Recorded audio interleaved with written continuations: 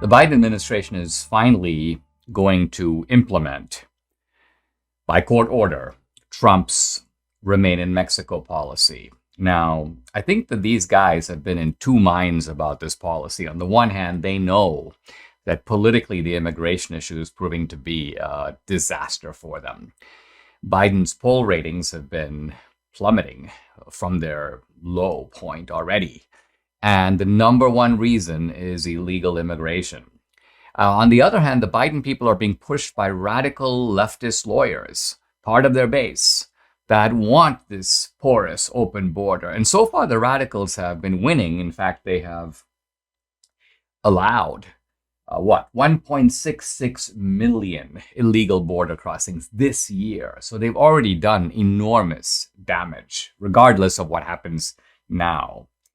Now, a Texas judge has essentially shut down the Biden open border policy and said, you can't let these people simply be dispersed through the United States, awaiting a court date for which many of them will never show up. They got to stay in Mexico. And the Biden people fought that, and they made all kinds of bogus arguments. Here's a classic one that was made by Alejandro Mayorkas. He goes, well, the problem with the Remain in Mexico is it, quote, does not address the root causes of irregular, not illegal, but irregular migration. Well, who cares if it addresses the root causes or not? It's a case where we want it stopped. It's illegal. He also goes, it undercuts the administration's ability to implement critically needed and foundational changes. Well, you can't implement critically needed and foundational changes without changing the law. And that requires Congress. It's not something the Biden administration can do unilaterally. So the judge in Texas was not convinced, and the Supreme Court, the Biden administration made an emergency appeal to the Supreme Court to sort of put this judge's order on the shelf, but the Supreme Court declined to do it. So the judge's order is in effect. Now, the Biden people needed to get the agreement of Mexico, and no surprise, basically Mexico said, yeah, we'll cooperate if you pay us.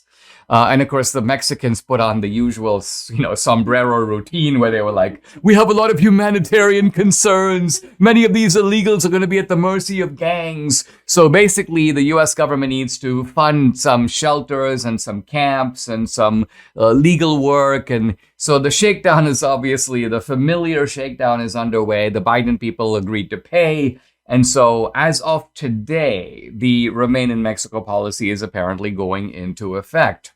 Let's remember that under Trump, the result of that policy was that border crossings fell sharply. We're going to have to see if that happens here. Now, the Biden people have made a couple of exemptions. They've exempted the very elderly. They've exempted people with physical and mental disabilities. And this is an interesting innovation. They're exempting lesbian, gay, bisexual, and transgender migrants. The idea is that somehow these people would be automatically in grave danger if they were allowed to stay on the other side of the border.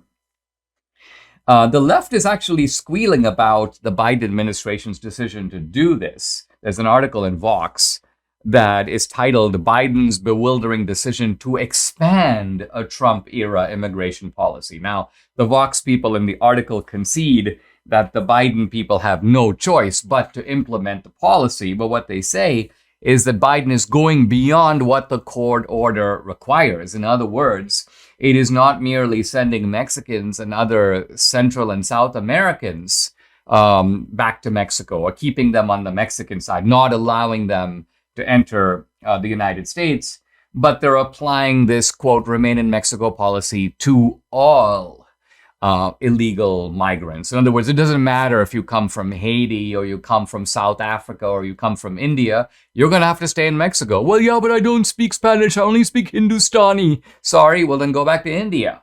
You found your way here, find your way back.